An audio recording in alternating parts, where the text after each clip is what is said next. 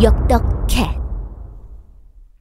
안녕하십니까, 역덕고양입니다. 처음 오신 분들은 위에 보이시는 링크나 제 채널을 통해 이전 편들을 보고 오시면 더 빨리 더 쉽게 이야기를 즐기실 수 있을 겁니다.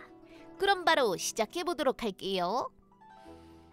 고국대진이 끝나고 진나라 군위를 물려받은 진원공은 통합된 힘으로 산서 주변 국가들을 거의 대부분 차지했습니다.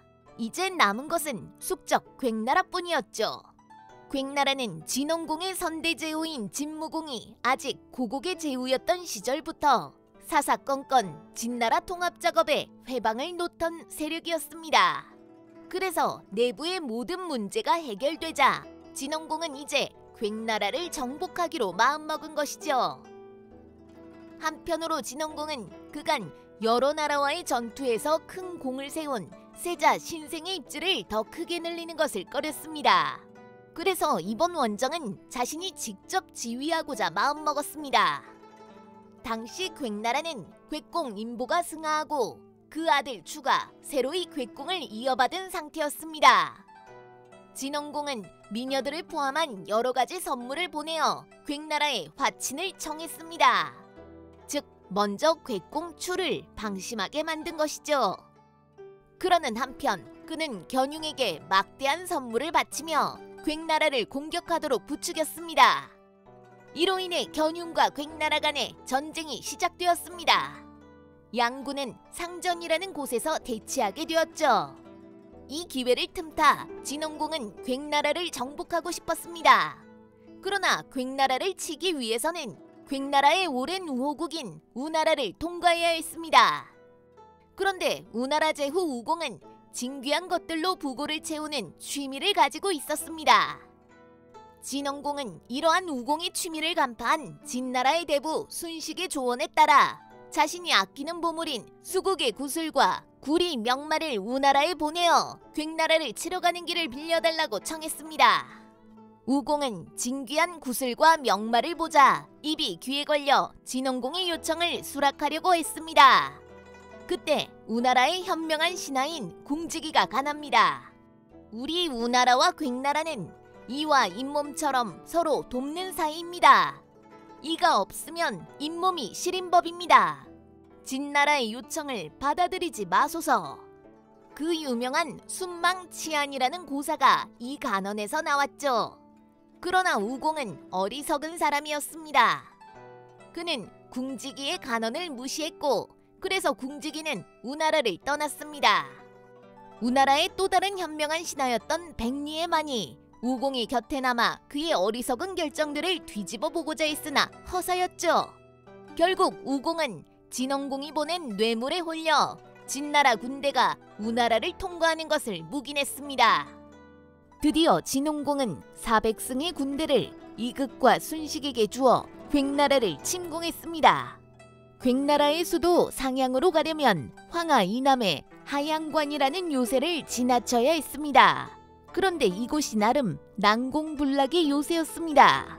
그래서 순식은 우공에게 지원을 요청합니다. 즉 견융과의 전쟁으로 대치 중인 괭나라를 구원하기 위해 우나라 군대가 하양관을 지나치는 척 해달라는 것이었죠.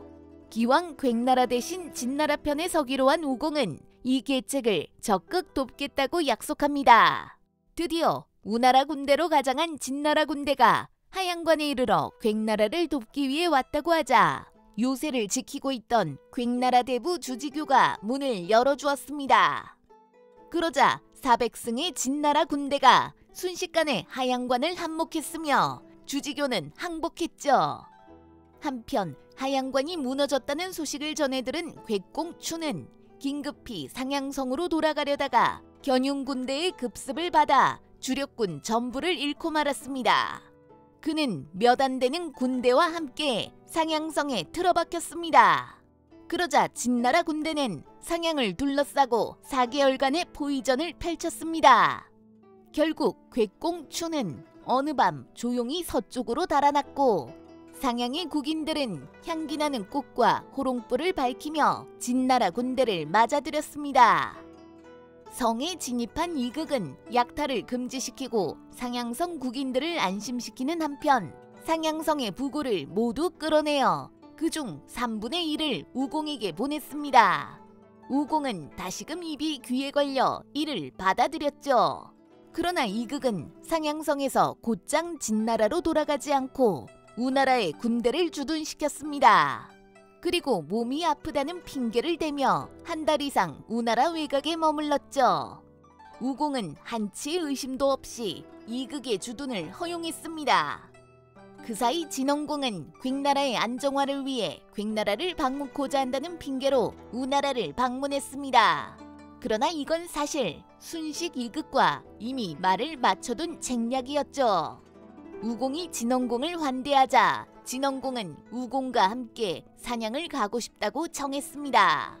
우공은 자신의 군사력도 과시할 겸 우나라 주력군을 거느리고 진원공과 교회로 사냥에 나섰습니다.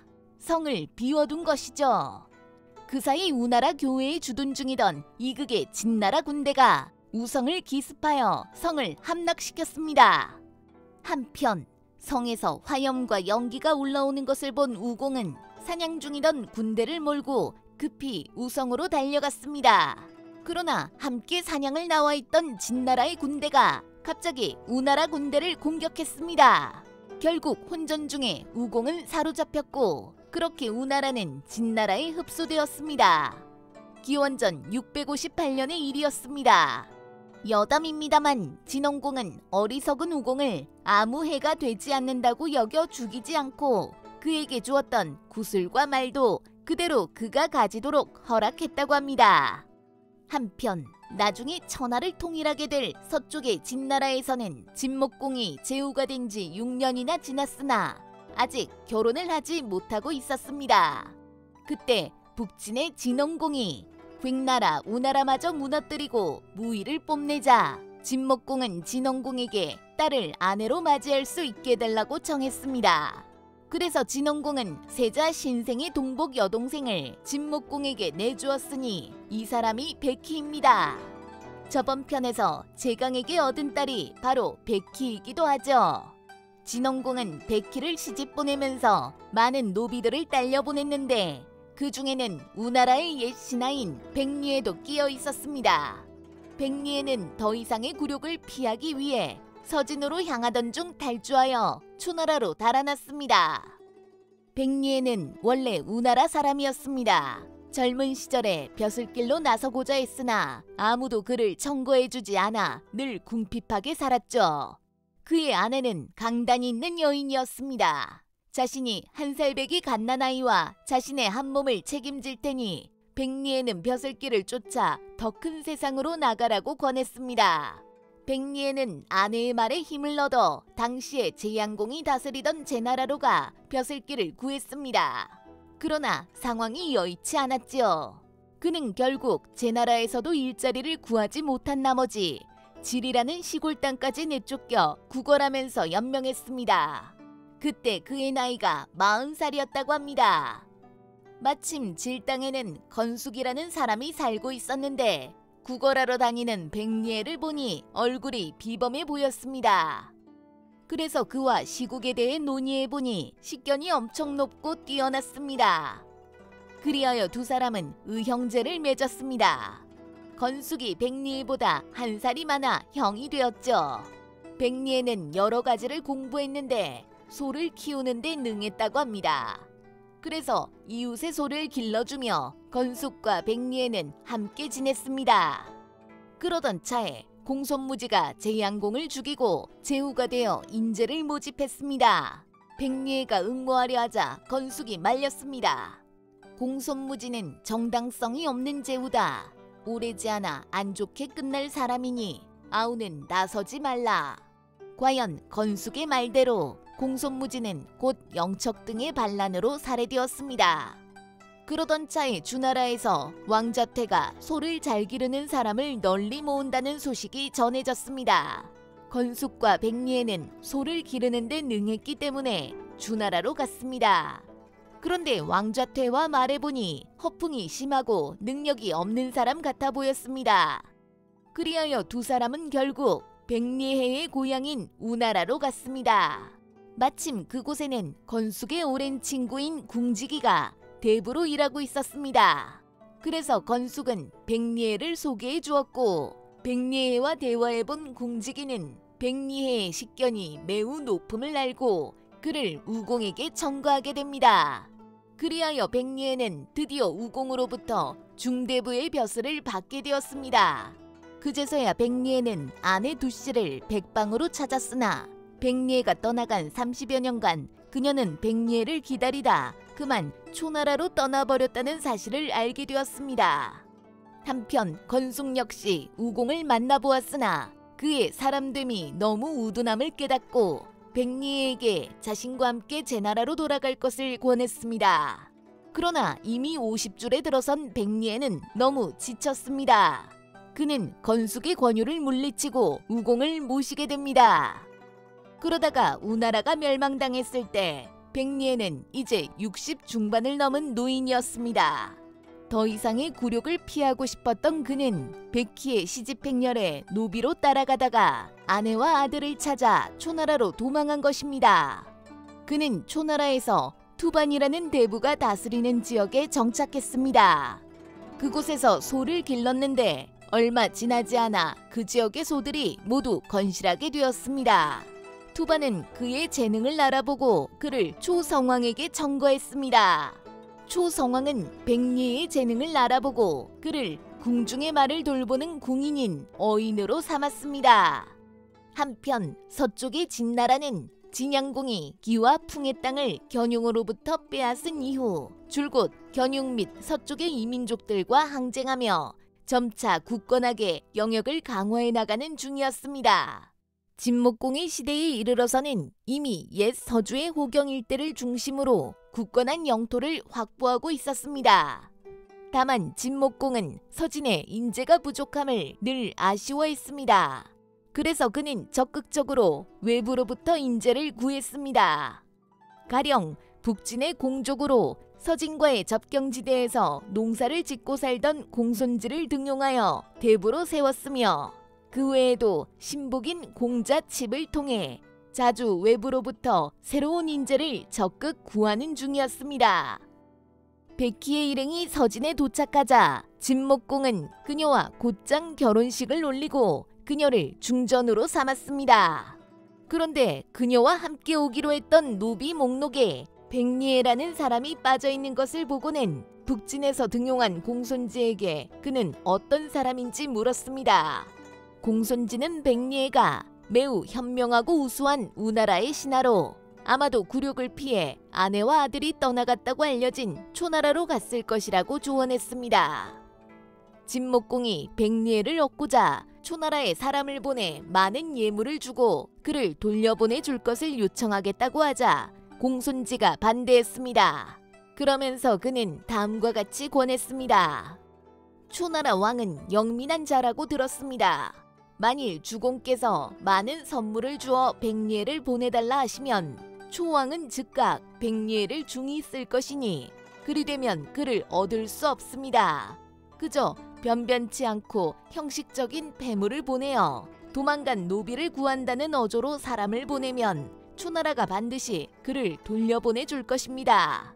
이 말에 진목공은 염소가죽 5장을 초나라에 예물로 보내어 도망간 백리해를 보내줄 것을 청했고 초성왕은 이를 수용하여 백리해를 진나라로 압송했습니다. 백리해를 맞아들인 진목공은 그와 시류에 대해 논해본 후 그의 정치적 식견이 높음을 알고 그에게 상경벼슬을 주고자 했습니다. 그러자 백리해는 건숙을 추천하며 그에게 상경벼슬을 주고 자신은 그저 그를 돕겠다고 했습니다.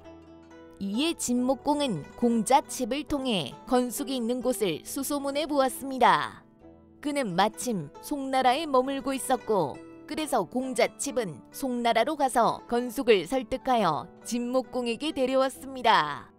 진목공은 기뻐하며 백리해와 건숙을 각각 좌서장과 우서장이라는 중원으로 치면 경에 준하는 직위를 내려 자신의 책사 겸 재상으로 삼았습니다. 사람들은 두 사람을 두 재상이라는 뜻의 이상이라고 불렀습니다. 이때 백리해의 나이가 70세, 건숙의 나이가 71세였습니다. 진목공의 막하에 건숙, 백리해가 합류한 후에도 진목공은 갈증을 느끼듯 인재를 갈구했습니다. 그래서 그는 진나라 토박이인 서걸술이라는 사람과 건숙의 아들 건병마저도 장수로 기용했습니다. 한편 백리해의 아내 두씨는 초나라를 비롯한 이곳저곳을 아들과 떠돌다가 그때쯤에는 서진에 정착하여 다른 집들의 빨래를 대신해주고 품삯을 받는 빨래꾼이 되어 연명하고 있었습니다. 그녀의 아들인 백리씨는 이미 장성하였으나 살림에는 뜻이 없고 매일 동네 사람들과 어울려 다니며 사냥질이나 씨름으로 인생을 낭비하고 있었죠. 그러던 중 그녀는 백리해가 마침내 70의 나이로 서진의 재상이 되었다는 소식을 들었습니다. 마침 진나라 궁중에서 빨래하는 궁인을 모집하자 그녀는 남편을 찾아보고자 이에 응모하여 진나라 궁중에 들어가게 되었습니다. 그리고 어느 날 드디어 자신의 남편이 저 멀리 당상에 앉아있는 모습을 보았습니다. 그녀는 백리해를 모시는 궁인들에게 자신이 백리해를 위해 거문고 연주와 노래를 할 수 있도록 해달라고 간청했습니다. 궁인들의 말을 들은 백리해는 선선히 이를 수락했습니다. 그러자 그녀는 노래로 자신과 백리해만이 아는 과거의 일을 노래로 읊었습니다. 그러자 백리해는 비로소 그녀가 자신의 아내 두씨임을 알아보고 그녀를 부둥켜 안고 통곡했습니다. 이 소식을 들은 진목공은 백리해의 집에 생활비로 곡식 1,000종과 황금, 미단을 축하 선물로 보냈습니다. 이에 보답고자 백리해가 자신의 아들 백리씨를 데리고 궁에 들어가 사은하자 그의 아들 백리씨가 걸출한 장수감임을 알아본 진목공은 그 또한 장군으로 삼았습니다. 나중에 서걸술과 건병, 백리씨는 서진의 3군을 통솔하는 장수들로 성장하게 됩니다. 또한 건병과 백리씨는 그 후 자로 불리게 되어 건병은 백을병, 백리씨는 맹명으로 불리게 되었습니다. 진목공이 이렇게 서진의 인재층을 강화하는 사이 북쪽의 진나라에서는 진원공이 세자 신생을 살해하고 중이와 이호 두 공자를 추방하는 사건이 벌어졌습니다. 북진에서는 어떤 일이 벌어지고 있었던 것일까요? 다음 시간에 계속할게요. 구독, 좋아요, 알림 설정도 잊지 말아주세요. 냥.